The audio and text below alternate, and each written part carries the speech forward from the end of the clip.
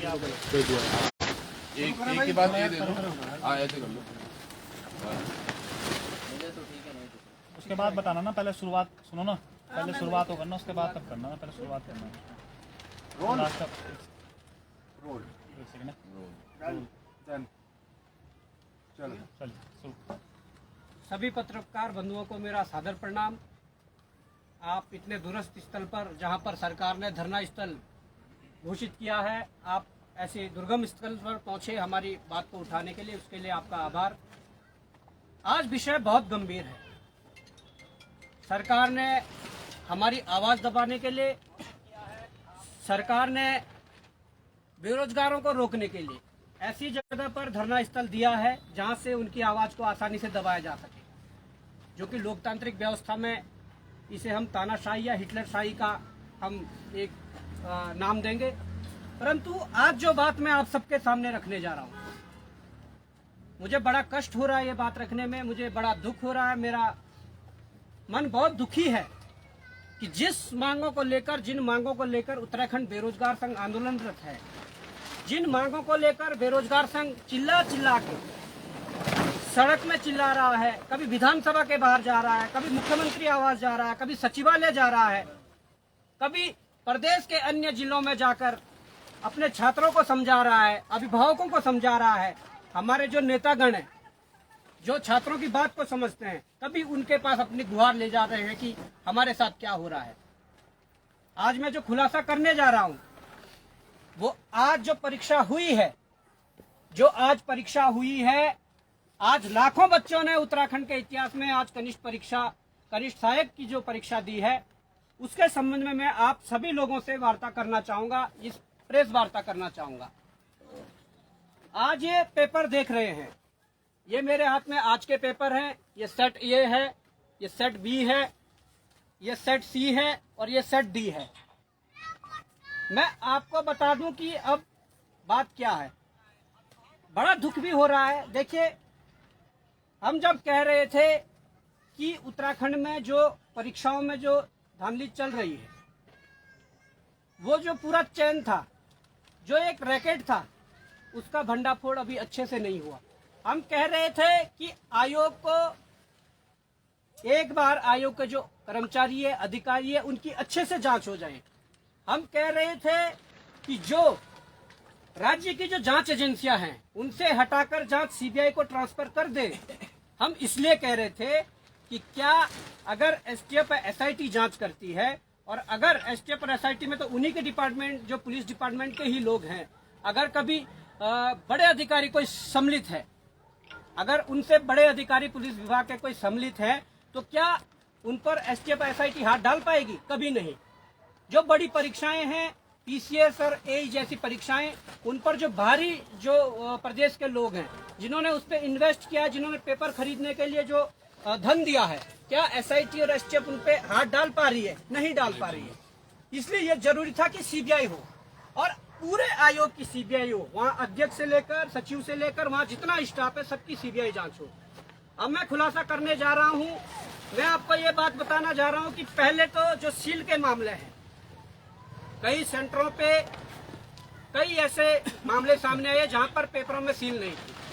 कई जगहों पर सेम पटोरी वाला मामला सामने आया है, जहां पर सील तो थी, परंतु जो पहली 2 सील पेपर में लगाई गई थी, वो दोनों सीलें टूटी हुई थी, उसके ऊपर एक्स्ट्रा 2 सीलें लगाई गई थी। जिसका एग्जाम्पल हमारे पास ये भी है। अगर आप जूम करके दिखाओगे तो इसके अंदर एक दूसरी सील लगी हुई थी, जो तोड़ी गई थी बाद में। ये देहरादून का मामला है। परंतु सील वाला मैटर छोड़ के, या आप ये जो संख्या देख रहे हैं, प्रश्न पत्रिका जो क्रमांक है, वो क्रमांक और जो ओएमआर का क्रमांक होता है, वो सेम होता है। कई जगहों से अभी शिकायत मिली है कि यहाँ पर ये क्रमांक भी ओएमआर और प्रश्न पत्र में अलग अलग थी। अब सबसे बड़ी बात मैं कहने जा रहा हूँ, भारत के इतिहास में जो पहली बार ऐसा होने जा रहा है, जो बात मैं आपको कहने जा रहा हूँ, आयोग के जो पदाधिकारी हैं, उन्हें चुपचाप अपने नैतिकता के आधार पर इस्तीफा देना चाहिए, क्योंकि वो एक भी परीक्षा को पारदर्शी रूप से संपन्न करवाने में नाकामयाब है।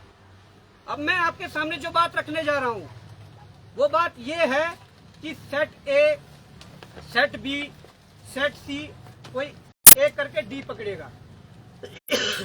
इसमें जब हम पेपर को खोलते हैं तो हम जो पहला पेज देखते हैं, मैं मीडिया बंधुओं से निवेदन करूंगा कि आप जूम करके दिखाइए। आप यहाँ पर लाइए जो दी है और सीरियल वाइज रखिए, इस प्रकार से मोड़ दीजिए। आप बताओ कौन सा सेट है? मेरे पास सेट ए है, बी सेट ये है, सी ये है, डी ये है। अब आप आगे लाइए थोड़ा और मैं मीडिया बंधुओं को कहूंगा कि इसे जूम करके दिखाइए। इन सेटों में हमने पाया कि क्वेश्चन नंबर 1 से लेकर फर्स्ट जो पेज है उस पे 13 क्वेश्चन है। इनके चारों सेटों में क्वेश्चन भी एक जैसे हैं, इनके ऑप्शन भी एक जैसे हैं। ये गंभीर विषय है। और यही नहीं, जितने भी पेज आप खोलोगे नंबर 1 से नंबर 100 तक, मैं ये लास्ट पन्ना खोल लेंगे सभी, नंबर 1 से और नंबर 100 तक ए बी सी डी चारों सेटों में आप देख सकते हैं कि सेम क्वेश्चन है, सेम उसके ऑप्शन दिए हुए हैं। ये बताता है कि स्पेशल किन्हीं लोगों को फायदा पहुंचाने के लिए। अब फायदा कैसे पहुंचाया जाता है ये मैं भी आपके सम्मुख रख देता हूं। फायदा ऐसा पहुंचाया जाता है कि जिन लोगों ने कभी पेपर में सिल्क के साथ छेड़छाड़ करके या उसकी उत्तर कुंजी को हासिल करके अपने बंदों को जिनसे पैसा लिया होगा, उनको एक छोटी सी पर्ची में 1 से 100 क्वेश्चन के ऑप्शन दे देते हैं कि क्वेश्चन 1 का डी है, बी का बी है, सी का ए है। इस प्रकार से 100 देते हैं, बोलते हैं कि तुम्हारे पास चारों में से कोई भी सेट आ जाए, तुम ये लगा के आ जाना और फिर तुम्हारा पास होना कंफर्म है। यही ये दर्शाता है। अगर ये 4 सेट बनाने थे, आपने 1 से लेकर 100 तक क्यों इन क्वेश्चनों को सेम रखा? 1 से लेकर 100 तक क्यों ऑप्शनों को सेम रखा? ये बड़ा सवाल होता है। और ये बड़ा सवाल इसलिए भी होता है, प्रदेश का युवा चिल्ला रहा है कि जांच करिए फिर हम परीक्षा देंगे। प्रदेश का युवा त्रस्त है। ये लोग जो है वो मानसिक शोषण कर रहे हैं। प्रदेश के युवा ने तो आज देख लिया है कि तुम्हारी परीक्षा करवाने की तरीका क्या है। मैं आरोप लगा रहा हूँ, हमारे पास सूचना है कि पटवारी का जो दोबारा पेपर हुआ वो पेपर बाहर था। जांच करना आपका काम है और चीजें देना हमारा काम है, परंतु आज तो हमें भरोसा नहीं है यहाँ के जांच एजेंसियों पे, यहाँ के सरकारों पे, यहाँ के जो कोई भी जो आयोग है उन पे भरोसा इसलिए नहीं है कि जांच किससे करवाएं, क्योंकि ये सब मिले हुए हैं। इनके पास जो चीजें देते हैं उन मामले को दबा देते हैं। दुख इस बात का है, अब इस राज्य की जो जांच होगी वो कौन करेगा? कौन ऐसा व्यक्ति होगा जिसपे विश्वास किया जा सके? इसलिए भी ये अब समस्या है। पुलिस के पेपर में भारी अनियमितताएं हैं। पुलिस के पेपर की भी सूचना पेपर बाहर था।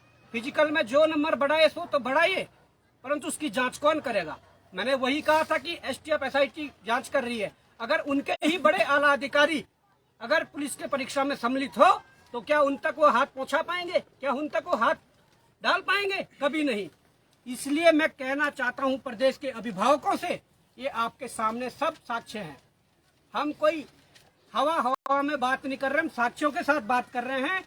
भारत के इतिहास में पहली बार ऐसा हुआ है कि 4 सेट दिए गए, ए बी सी डी, और चारों सेटों में 1 से लेकर 100 क्वेश्चन सेम है और ऑप्शन भी सेम है। जबकि सेट में 100 क्वेश्चन तो एक जैसे होते हैं, परंतु अलग अलग सेटों में जिस क्वेश्चन का कोई सीरीज 1 होगा, दूसरे में 20 होगा, 15 होगा, इस तरीके के होते हैं। परंतु इन लोगों ने सॉफ्ट टारगेट करवा के लोगों को फायदा पहुंचाया है। अब ये जांच का विषय है, पर सबसे बड़ी बात यह है, अब इस प्रदेश का मुख्यमंत्री इस्तीफा देगा या इस आयोग के अध्यक्ष सचिव या और जो पदाधिकारी वो इस्तीफा देंगे? क्या नैतिकता के आधार पर इस्तीफा नहीं देना चाहिए? आप एक पेपर भी सही से नहीं करवा पा रहे, ये हमारा आरोप है और ये जांच का विषय है। कैसे हुआ, क्या हुआ, अब इस पर मुझे उम्मीद है कि प्रदेश का युवा समझ रहा है। आप अपने आस पड़ोस में जाकर चारों सेट देखिए, चारों सेट में सेम क्वेश्चन है। उसके बाद आप तय कीजिए कि गलत कौन है, सही कौन है। जो आरोप लगाते हैं कि राजनीति कर रहे हैं, जो आरोप लगाती है सरकार कि ये लोग गुमराह कर रहे हैं, तो आप ये जान लीजिए गुमराह सरकार कर रही है, गुमराह आयोग कर रहा है, गुमराह बेरोजगार संघ कर रहा है। ये आपको तय करना होगा। ये धरना स्थल एकता विहार में हम बैठे हुए हैं, यहाँ रात दिन बैठे हुए हैं। अब आप देख लिए, अपने भविष्य को यदि सुरक्षित करना है तो आइए। जब तक हम फिर से सड़कों पर नहीं उतरेंगे या जब तक इनको सबक नहीं सिखाएंगे तब तक ये हमारे साथ ऐसा छलावा करते रहेंगे। धन्यवाद। वो भी आ जाएंगे जरा। सचिन बंद कर दे। तो ये एक मामला आपने देखा अभी, और यकीन बड़ा ही संगीन मामला इसलिए भी है